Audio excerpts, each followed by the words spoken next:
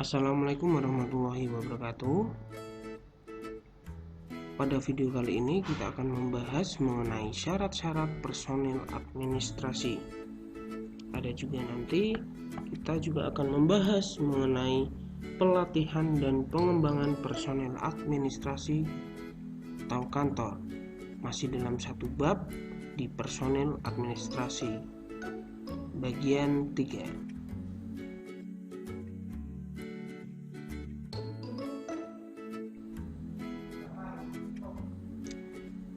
Secara umum, persyaratan personel kantor atau personel administrasi meliputi persyaratan pengetahuan, keterampilan, dan kepribadian.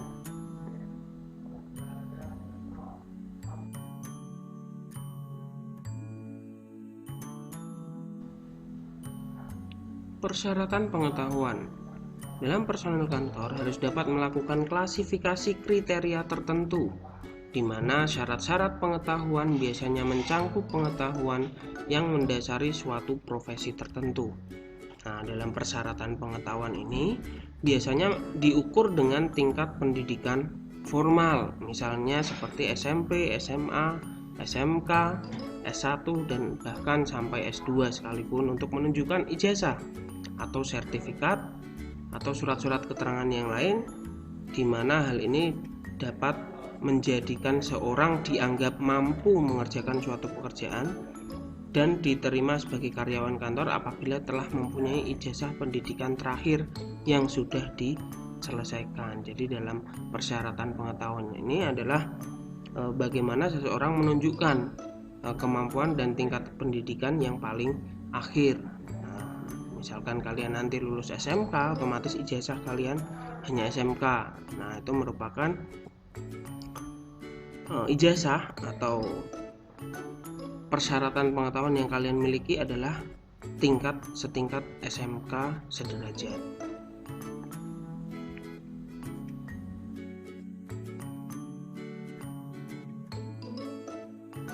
Persyaratan yang kedua adalah keterampilan.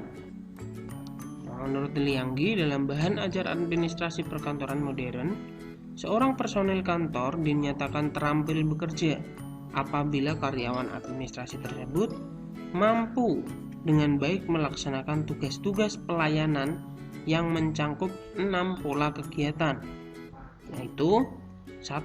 Menghimpun, 2. Mencatat, 3. Mengolah, 4. Menggandakan, 5. Mengirim, 6. Menyimpan.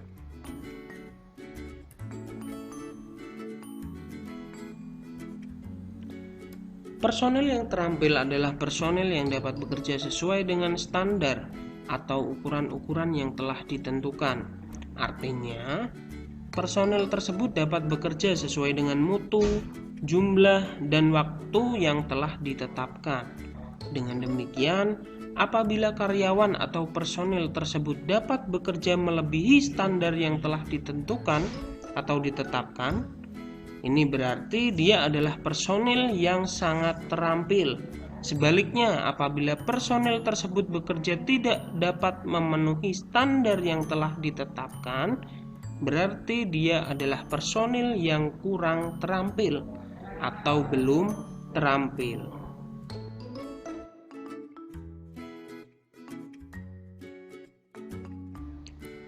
Yang ketiga adalah persyaratan kepribadian. Kepribadian adalah keseluruhan watak dan sifat seseorang. Kepribadian yang dimiliki oleh setiap orang akan berbeda-beda tergantung pada watak dan sifat orang tersebut, karena setiap orang memiliki ciri khas masing-masing. Nah, ciri-ciri tersebut akan selalu melekat pada dirinya.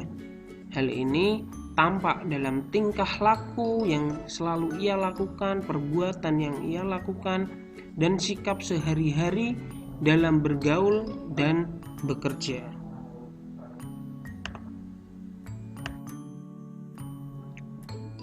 Berikut ini merupakan ciri-ciri yang biasanya menyangkut dalam syarat kepribadian. Yang pertama, cara berbicara dan berjalan. Nah, ini akan selalu diuji ketika kalian melalui tes wawancara. saat melamar pekerjaan untuk menjadi personel administrasi atau personel kantor. Nah, ciri-ciri yang lain sangat banyak seperti sikap badan pada saat duduk, bagaimana kalian berbicara, bagaimana cara kalian berbusana, bagaimana sikap kalian sudah bersih dan rapi, menyisir rambut kalian, mungkin yang tidak memakai jilbab, nah dan sebagainya. Jadi banyak sekali ciri-ciri yang dapat kita ketahui untuk syarat kepribadian itu sendiri.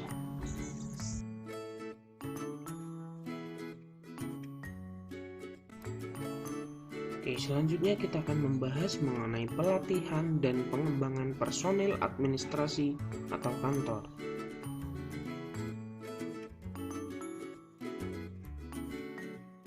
Pokok bahasan pelatihan dan pengembangan personil administrasi kantor ada beberapa. Kita akan membahas mengenai definisi, manfaat, jenis dan tujuan, prinsip, komponen perencanaan, tahapan, serta faktor-faktor yang mempengaruhi pelatihan dan pengembangan personil administrasi atau kantor.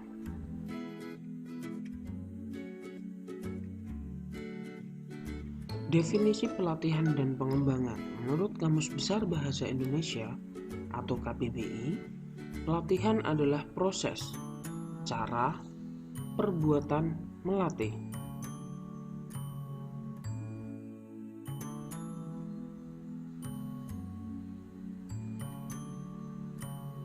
Pelatihan dapat didefinisikan sebagai kegiatan peningkatan kemampuan dan keterampilan teknis karyawan untuk melaksanakan pekerjaannya. Nah, menurut Wexley dan York, dalam bahan ajar perilaku organisasi dan psikologi personalia, pengembangan adalah peningkatan kemampuan dalam pengambilan keputusan dan memperluas hubungan manusia, human relation, bagi karyawan tingkat menengah dan atas atau tingkat manajerial. Jadi dalam hal ini pelatihan serta pengembangan adalah kegiatan yang dapat meningkatkan kemampuan dan keterampilan untuk karyawan kelas menengah atau tingkat menengah dan tingkat atas sampai tingkat manajerial.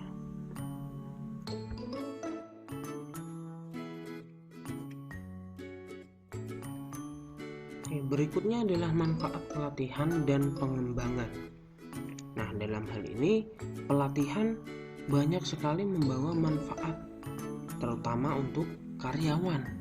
Nah, di sini ada beberapa manfaat yang akan dirasakan oleh karyawan ketika melakukan pelatihan dan pengembangan. Nah, yang pertama di sini pelatihan dapat meningkatkan kinerja personil atau karyawan kantor. Nah, hal ini tentu saja baik sekali ketika pelatihan ini berdampak baik terhadap kinerja seorang karyawan, di mana yang dulunya kinerja hanya biasa saja, sekarang dengan adanya pelatihan dia bisa lebih baik lagi dalam peningkatan kinerjanya. Misalkan dalam penghitungan uang yang dulu hanya menghitung dengan satu jari, nah dengan adanya pelatihan bisa menghitung dengan menggunakan 4 jari, di mana perhitungannya lebih cepat. Yang kedua, dengan adanya pelatihan, karyawan dapat berkembang dengan lebih cepat dan lebih baik. Ini hampir sama dengan manfaat yang pertama, akan tetapi dalam hal ini perkembangan yang dirasakan karyawannya lebih cepat dibandingkan kinerja sebelumnya dan lebih baik tentunya.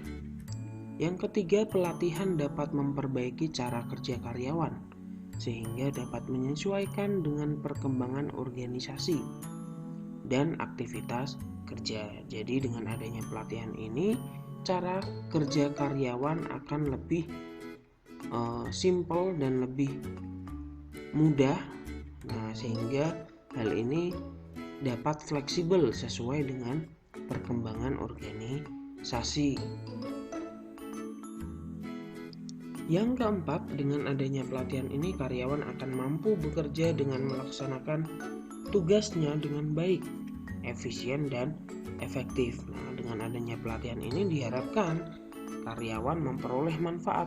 Manfaatnya berupa dapat melaksanakan tugas-tugas yang diberikan oleh perusahaan, nah, dilakukan secara efisien, tidak membuang-buang waktu, tenaga, dan biaya, dan hasilnya pun lebih efektif. Yang kelima, dengan adanya pelatihan ini karyawan memiliki kesempatan untuk mengembangkan potensinya. Jadi dalam hal ini manfaat yang diperoleh pelatihan, karyawan dapat mengembangkan potensi dirinya. Jadi setiap karyawan ini memiliki potensinya masing-masing. Ada yang berpotensi menjadi manajer di bagian marketing, ada yang berpotensi menjadi direktur perusahaan, dan sebagainya. Nah, itu dapat diasah seorang karyawan melalui pelatihan-pelatihan yang ia lalui. Yang keenam, pelatihan diharapkan mampu meningkatkan etos kerja karyawan dan meningkatkan produktivitas perusahaan. Tentunya perusahaan ketika mengadakan suatu pelatihan terhadap karyawannya, ini diharapkan etos kerja dari karyawan ini akan meningkat secara baik, dan diharapkan dapat juga meningkatkan produktivitas perusahaan. Nah, dimana dengan adanya pelatihan ini sangat bermanfaat sekali terhadap karyawan untuk perusahaan.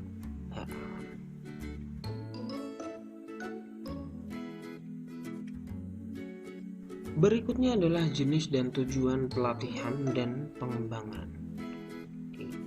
Di sini ada 4 jenis yang perlu kalian ketahui. Ada supervisory training, administrative training, office method training, and refreshing training. Jenis yang pertama adalah supervisory training. Nah, ini adalah pelatihan yang bertujuan membantu perusahaan untuk membimbing karyawan. Nah, jadi dalam hal ini peserta pelatihannya adalah para karyawan itu sendiri. Nah, dengan ditugaskannya salah satu karyawan sebagai instruktur, di mana instruktur ini akan melatih karyawan lainnya. Nah, tentunya pelatihan ini diawasi oleh supervisor dan penilaian secara langsung. Nah, ini adalah pelatihan dalam menjadi seorang supervisor. Jenis yang kedua adalah administrative training.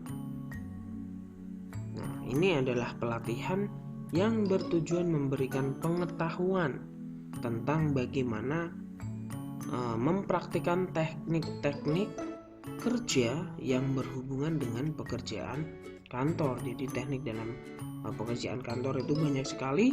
Di sini diberikan training-training tertentu gunanya untuk melatih administratif setiap karyawan.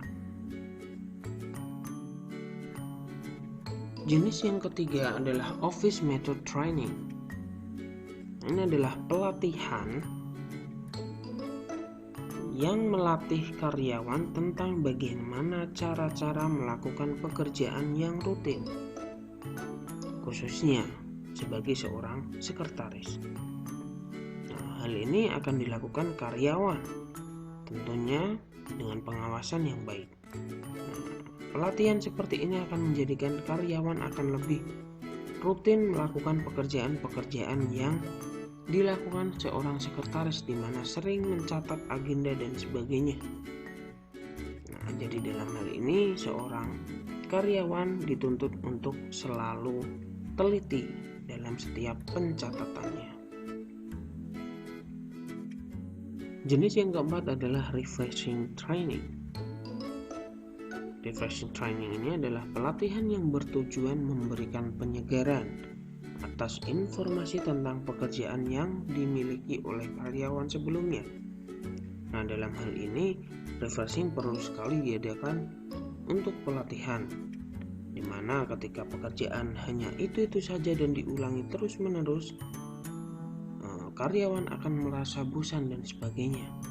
Nah, seperti halnya handphone, ketika digunakan terus-menerus, lama-kelamaan dayanya akan menurun. Nah, pelatihan seperti ini akan membuat penyegaran atas informasi tentang pekerjaan seorang karyawan.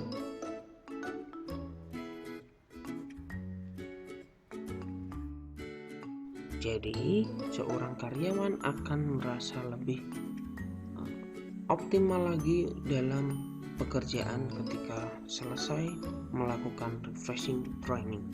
Diharapkan dengan adanya refreshing training ini, karyawan mampu bekerja lebih baik lagi sehingga produktivitas dari perusahaan akan berkembang dengan baik. Nah, dengan beberapa jenis pelatihan dan pengembangan yang ada, tentunya seorang karyawan atau perusahaan akan memiliki tujuan tertentu ketika mengikuti suatu pelatihan atau pengembangan. Salah satu tujuan dari adanya pelatihan dan pengembangan ini adalah dapat meningkatkan pengetahuan dan keterampilan karyawan. Dapat juga mengembangkan keahlian karyawan agar dapat bekerja secara efisien dan efektif. Dalam pelatihan juga dapat mengubah dan membentuk sikap seorang karyawan. Ada lagi yaitu mengembangkan semangat, kesenangan, dan kemauan kerja karyawan. Nah, dengan begitu perusahaan akan mengalami suatu peningkatan dalam produktivitasnya. Nah, karena adanya pelatihan dan pengembangan ini memiliki tujuan yang sangat banyak, terutama khususnya untuk karyawan, karena karyawan adalah selaku peserta training atau pelatihan dan pengembangan.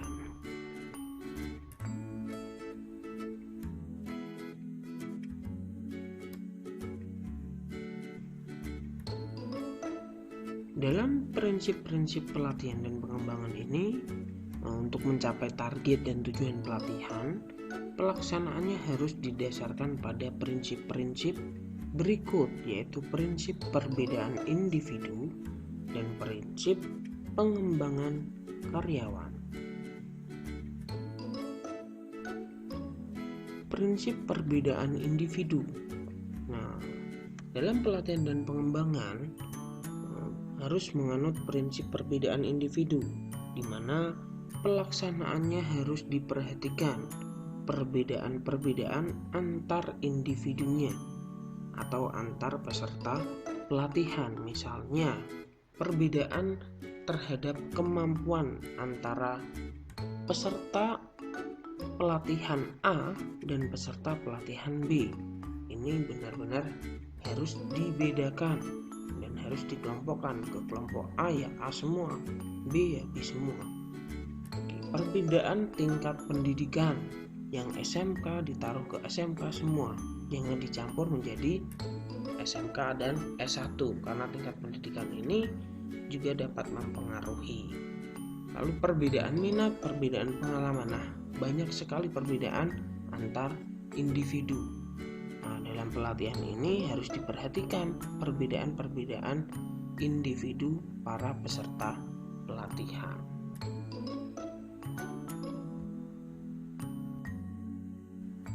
Prinsip yang kedua adalah prinsip pengembangan karyawan.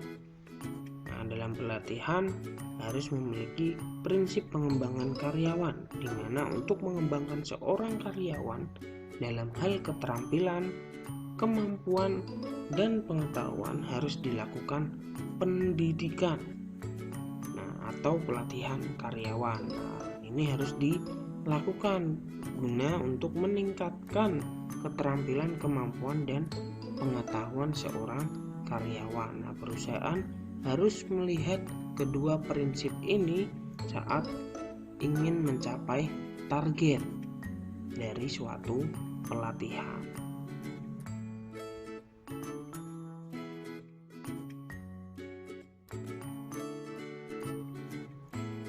komponen pelatihan dan pengembangan. Nah, komponen pelatihan dan pengembangan ada beberapa yang perlu kalian pahami. Yang pertama adalah sasaran dan tujuan pelatihan dan pengembangan harus terukur dan jelas. Nah, yang kedua, materi pelatihan dan pengembangan harus disesuaikan dengan sasaran dan tujuan yang akan dicapai. Yang ketiga, metode pelatihan dan pengembangan harus sesuai dengan kemampuan peserta pelatihan. Yang keempat, peserta pelatihan harus memenuhi persyaratan yang telah ditentukan. Dan yang kelima, para pelatih atau trainers harus memiliki kualifikasi yang memenuhi syarat. Nah, itu tadi adalah komponen-komponen pelatihan dan pengembangan yang wajib ada dalam setiap pelatihan dan pengembangan, di mana dari sasaran dan tujuannya sudah harus jelas apa yang nanti akan diukur. Nah, materi apa yang nanti akan disampaikan, lalu metode pelatihan yang seperti apa nanti yang akan dilalui. Nah, tentunya peserta yang mengikuti pelatihan harus sesuai dengan persyaratan yang telah ditentukan. Nah, untuk guru atau pelatihnya harus memiliki kualifikasi yang memenuhi syarat. Jadi tidak sembarang orang dapat menjadi seorang pelatih. Nah, harus ada sertifikat-sertifikat yang mendukung dari si pelatih ini agar benar-benar diakui memiliki kualifikasi yang memenuhi syarat.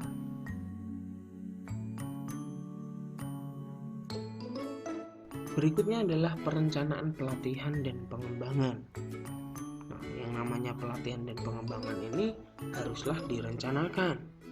Seperti kata McGehee tahun 1979 merumuskan beberapa prinsip perencanaan pelatihan dan pengembangan. Nah, yang pertama, materi yang disampaikan harus diberikan secara sistematis dan bertahap. Jadi harus urut, tidak boleh terpisah-pisah. Yang kedua, tahapan-tahapan tersebut harus disesuaikan dengan tujuan yang hendak dicapainya. Oke, jadi yang ketiga, trainer atau pelatih harus memiliki kemampuan memotivasi dan menyebarkan respon yang berhubungan dengan serangkaian materi pelajaran. Nah, ini terkait dengan pelatihnya harus mampu memotivasi para peserta. Nah, yang keempat, adanya penguat untuk membangkitkan respon positif dari peserta. Nah, dengan adanya pelatihan ini diharapkan respon positif dari peserta akan timbul. Nah, yang kelima, menggunakan konsep shaping atau pembentukan perilaku, di mana perilaku peserta harus terbentuk secara alamiah menjadi perilaku-perilaku yang baik. Nah, setelah melalui pelatihan. Oke, jadi dalam hal ini perencanaan pelatihan dan pengembangan ini perlu dilakukan dengan matang agar sesuai dengan harapan-harapan yang sudah dibuat oleh perusahaan yang mengadakan suatu pelatihan.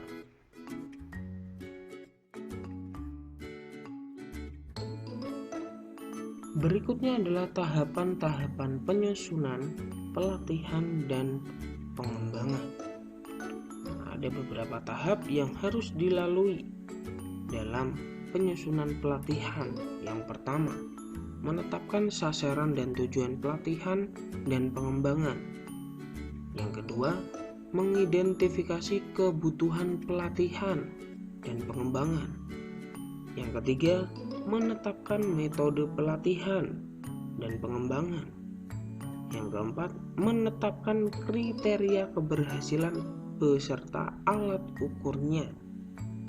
Yang keenam, melakukan percobaan atau tryout dan melakukan revisi.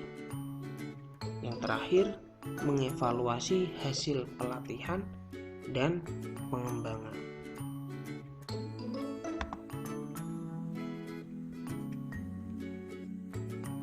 Jadi tentunya tahapan-tahapan tersebut harus dilalui secara sistematis, di mana dari penentuan sasaran di awal sampai evaluasi terhadap pelatihan yang sudah dibuat. Dengan begitu, pelatihan akan lebih efektif dalam mencapai suatu keinginan dari perusahaan saat melakukan penyusunan pelatihan dan pengembangan. Jadi dengan adanya pelatihan yang sudah disusun secara sistematis, perusahaan akan dapat melihat bagaimana hasil yang sudah dilakukan ketika melalui pelatihan dan pengembangan.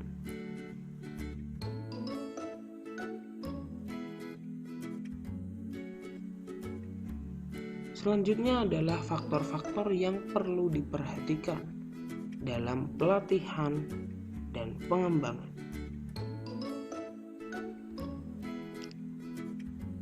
Faktor-faktor yang harus diperhatikan dalam pelatihan dan pengembangan antara lain: yang pertama, perbedaan masing-masing karyawan. Yang kedua, hubungan dengan analisis jabatan. Yang ketiga, motivasi. Yang keempat, partisipasi aktif. Yang kelima, seleksi peserta pelatihan. Yang keenam, metode pelatihan dan pengembangan. Faktor-faktor tersebut perlu diperhatikan karena dengan perhatian secara baik terhadap faktor-faktor tersebut akan lebih besar dapat menentukan tujuan dari adanya pelatihan. Dengan faktor-faktor tersebut bisa menganalisis bahwa seorang karyawan akan lebih baik ketika melakukan pelatihan A.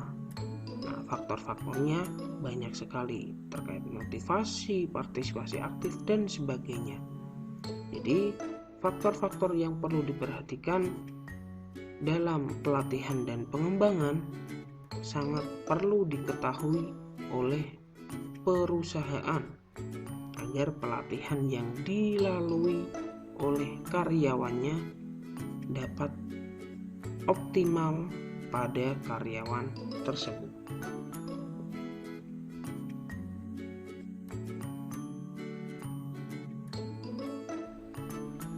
Oke, cukup pertemuan video kali ini. Kita lanjutkan di bab berikutnya. Semoga bermanfaat. Wassalamualaikum warahmatullahi wabarakatuh.